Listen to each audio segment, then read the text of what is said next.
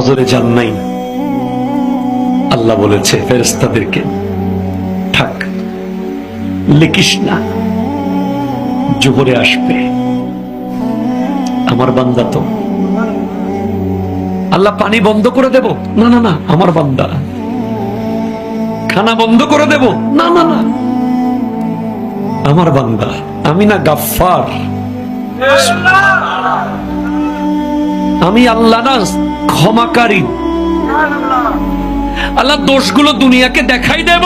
না না না, আমি সাত্তার। রহমতের চাদর দিয়ে ঢেকে রেখেছেন। আপনি জান নাই, আপনাকে হাইয়া আলাস সালাহ বলার পর আবার হাইয়া আলাল ফালাহ বলেছেন।